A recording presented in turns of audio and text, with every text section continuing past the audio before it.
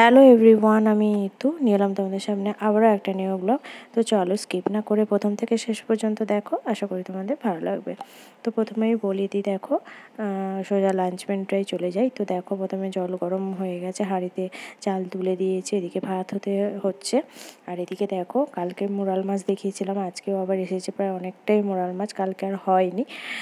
তো এখানে ধুয়ে পরিষ্কার করে এখানে মাছ রাখা আছে নুন হলুদ দিয়ে। আর এখানে দেখো সর্ষে গুঁড়ো ছিল, সর্ষে গুঁড়ো ভিজানো আছে, আজকে মাছে সর্ষে গুঁড়ো দিয়ে হবে। আর এইখানে দেখো বেগুন কাটা আছে, সাইডে হচ্ছে নিম। তো বুঝতেই পারছো নিম বেগুন হবে, নিম বেগুন ভাজা। আর সাথে হচ্ছে দেখো টমেটো আর আলু এখানে কাটা আছে, এটা হচ্ছে সেই মোরাল মাছ দিয়েই আজকে ঝাল হবে, মোরাল মাছের ঝাল টমেটো আর আলু দিয়ে। আর এটা হচ্ছে কুমড়ো ডাঁটা, কুমড়ো ডাঁটা দেখো কুমড়ো ডাঁটায় হচ্ছে ডাঁটা পাতা আর বিচে কলা আছে এখানে, আর আলু বেগুন।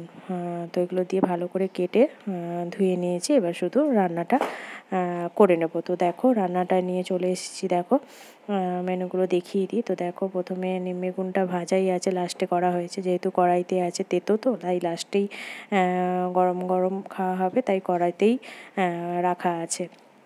আর এখানে দেখো ওই ডাঁটার তরকারি, যেটা বলেছিলাম বেচে কলা দিয়ে করা হয়েছে, বেচে কলা আলু বেগুন ডাঁটা দিয়ে করা হয়েছে একটা মাখা মাখা তরকারি কুমড়ো ডাঁটার। তো হয়ে গেল কুমড়ো ডাঁটা আর নিম বেগুন ভাজা, আর সাথে হচ্ছে মোরাল মাছের আলু আর টমেটো দিয়ে ঝাল হয়েছে। তো দেখো এই যে মোরাল মাছের আলু আর টমেটো দিয়ে ঝাল করা হয়েছে, সর্ষে ঝাল, সর্ষে গুঁড়ি দিয়ে করা হয়েছে, আজকে সর্ষে বাটা না সর্ষে গুঁড়ি দিয়ে। তো চলো, আর সাথে আছে তো টমেটোর চাটনি, কাঁচা আম দিয়ে করা হয়েছিল, টমেটোর চাটনি আছে।